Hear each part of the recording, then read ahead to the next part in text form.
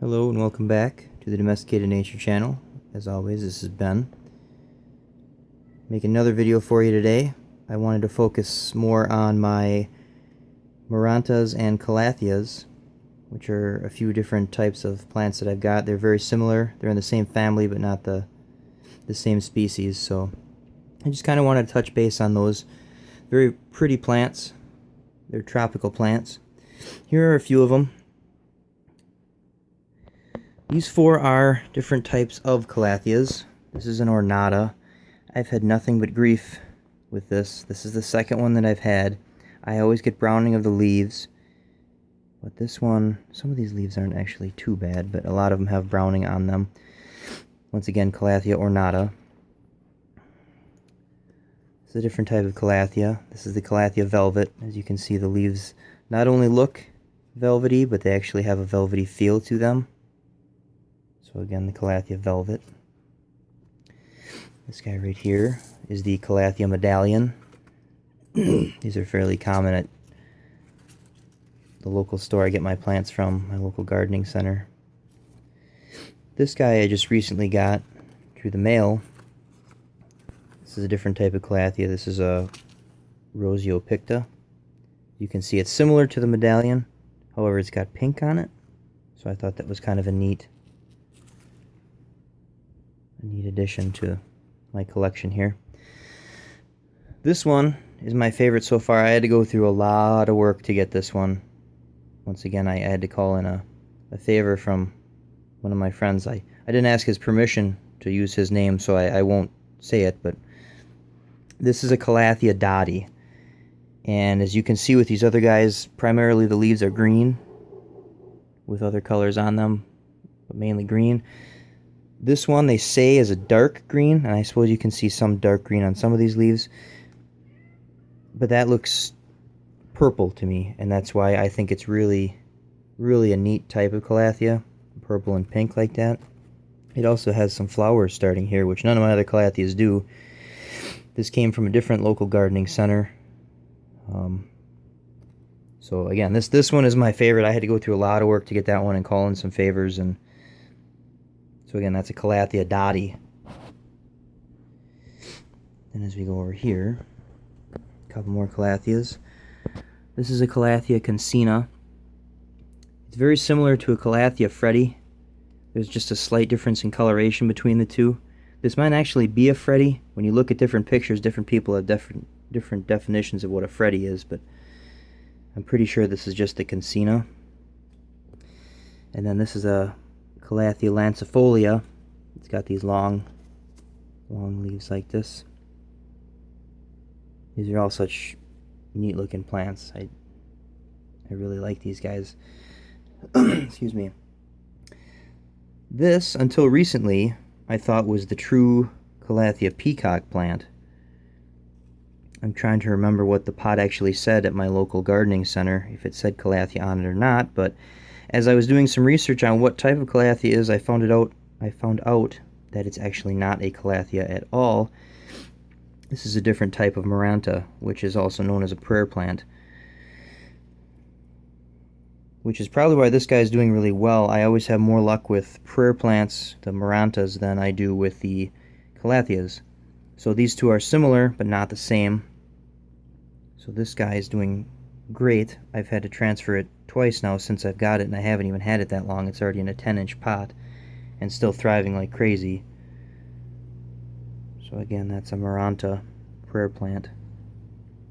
And then one more Maranta I've got right here. This is a more colorful one. This is the one that I knew was a prayer plant. I didn't realize that other one was. So this is another Maranta, also known as a prayer plant. Very colorful, very pretty leaves. And I find that they're a little more hardy than the Calatheas that I have. But most of these guys, especially the Calatheas, are partial shade. They don't like a lot of sun. But as different areas of my sunroom have different amounts of light that they get, especially with all the plants already in the way. This used to be mostly full sun, but given the fact that everything in the way is kind of blocking it now, This is a pretty shady area, as you can see already. I mean, it gets some sun. This is morning sun here, which isn't as harsh as midday or even evening sun. So it's not as harsh on them, but they prefer a little bit more shade than some of the other plants. These prayer plants are partial sun to partial shade. So basically, as long as they're not baking completely in the window, these guys are a little bit back from the window. It kind of looks like they're getting a lot of sun, but they're not too bad. This guy's been resilient. And he gets a lot of evening sun, but he's going like crazy. So I just kind of want to touch base on my Marantas and my Calatheas. If I'm not mistaken, I believe they're a Hawaiian plant. I know they're a tropical plant, but I think they're from Hawaii. So that's why they're so colorful and tropical looking. They like to be very, very wet, but not damp. There are very few plants that actually like their roots completely soaked. So again, when I transplant these guys, I use my special mixture of the sphagnum moss and the orchid bark. The orchid bark will open up air pockets to allow the roots to still breathe while the moss holds the moisture around the roots. And I've had a lot of success with that mixture, as I've shown in previous videos. And also they enjoy a lot of humidity, as most plants do.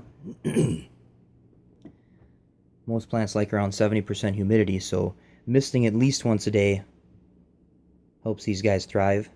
Excuse me.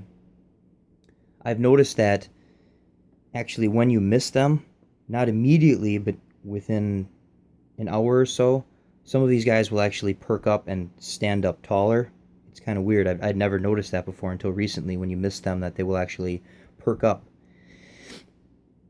So having a lot of humidity around them is a good idea. They like it, they enjoy it, they need it. It's harder to do in the winter, but right now, as you can see here, we're almost at 80%. That's because I just recently misted them. So there's a lot of humidity in the air. A lot of times when I mist it, it actually goes to the back of this clock and increases the humidity, at least temporarily, until the clock realizes it was just misted. But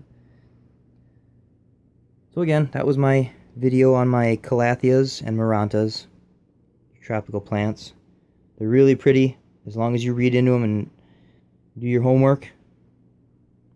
You too can have such plants. But I enjoy them quite a bit because they're very colorful. They have neat patterns on them, and some of these will actually, as the evening progresses, will actually close up, which is why they're called prayer plants, like two hands coming together in a prayer.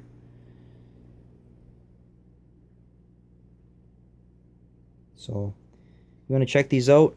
More than likely they are at your local gardening center. Like where I live, I go to Stein's.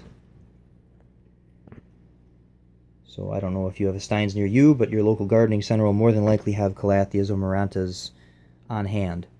So if you're interested in any of these plants, Calatheas and Marantas are, again, a tropical plant. So